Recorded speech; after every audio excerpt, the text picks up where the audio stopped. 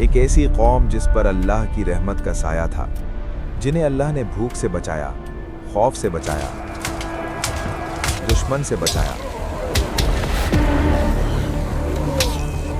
और हर मुश्किल में अपनी मदद का एहसास दिलाया। फिर अल्लाह ने उन्हें सिर्फ एक इम्तिहान दिया। इम्तिहान छोटा था मगर सब्र से भरा हुआ। उन्होंने कहा, हम अल्लाह के हुक्म को नहीं तोड़ेंगे, बस थोड़ा घुमा फिरा कर अपना फायदा निकाल लेंगे। और यहीं से रहमत का रास्ता बंद हो गया। फिर एक रात अल्लाह का फैसला उतर आया। न तूफान आया, न बिजली गिरी, न जमीन फटी। और जब सुबह हुई तो वो पूरी कौम इंसान नहीं रही। जो कल तक अल्लाह के सबसे करीब थे, आज वो कौम बंदर बन चुकी थी।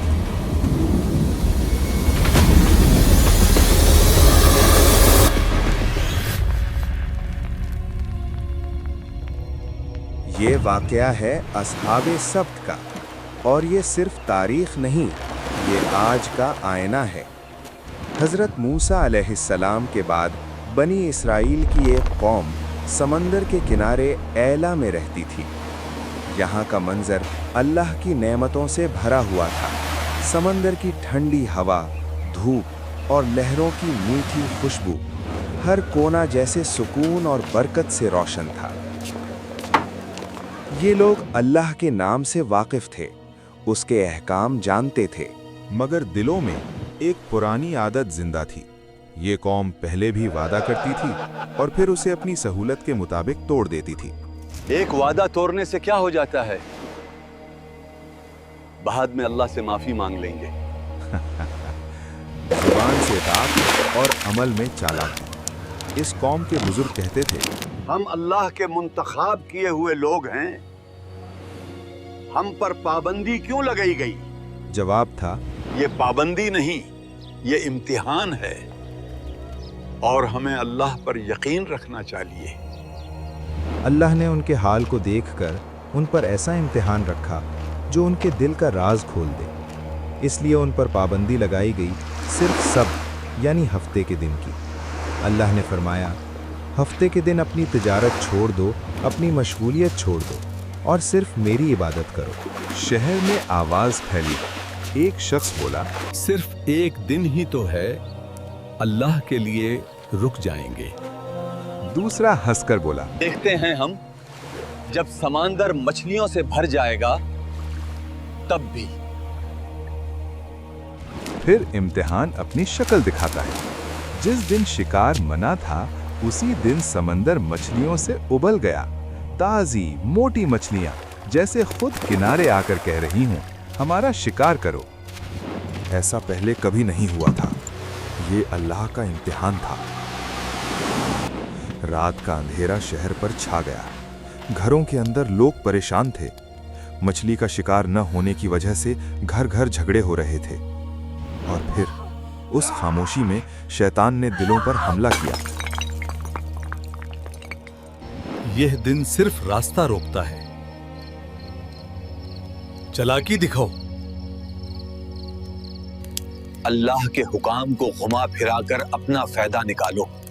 लोग एक दूसरे की तरफ देखते हैं और उनके चेहरों पर ऐसी मुस्कुराहट उभर आती है जो उन्हें एक बड़े अजाब की तरफ खींच रही थी।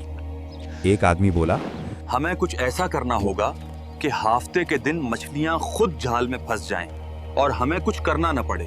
दूसरा फौरन बोला, बस नालियां निकाल देते हैं, मछलियां खुद फंस जाएंगी और इतवार को निकाल लेंगे, अल्लाह भी खुश और हम भी। फिर वो लोग समंदर के किनारे गए, नालियां खोदी, जाल बिछाए और अपनी चालाकी से रास्ता निकाल लिया। बुजुर्गों ने कहा, अल्लाह सब देख रहा है, ये वक्त हमारी नियत का है। नौजवान हंसकर बोले, देखो, हमने तो हुक्म नहीं तोड़ा, सिर्फ एक रास्ता निकाला है। मगर वो भूल गए थे, चालाकी और गुनाह का इम्तिहान अल्लाह के सामने कभी छुपा नहीं रहता। गुनाहगार लोग मछलियों का बोझ उठाए फिर रहे थे। उनके चेहरों पर चालाकी भरी मुस्कुराहट थी। एक बुजुर्ग ने चीख कर कहा, रुको, ये सब गुनाह है, अल्लाह के हुक्म को तोड़ना तुम्हारी बर्बादी बन जाएगा। उन्होंने हंसकर जवाब दिया, हम सिर्फ अपनी अकाल इस्तेमाल कर रहे हैं। हफ्ते के दिन तो शिकार किया ही नहीं। बाजार के कुछ लोग कहते थे, इनके चेहरे देखो, लगता है ये समझते हैं कि अल्लाह को धोखा दे रहे हैं। मगर हकीकत ये है कि अल्लाह सब देख रहा है। शहर के लोग 3 हिस्सों में बंट गए। गुनाहगार जो चालाकी और हीला साजी में लगे हुए थे, नेक लोग जो चीख चीख कर रोक रहे थे, खामोश लोग जो सिर्फ देख रहे थे। एक आदमी बोला, हम तो सिर्फ देख रहे हैं कि अल्लाह की रहमत इनके साथ रहती है या नहीं। फिर वो रात आई जब नसीहत का सिलसिला खत्म हुआ और बर्बादी का वक्त करीब आ गया।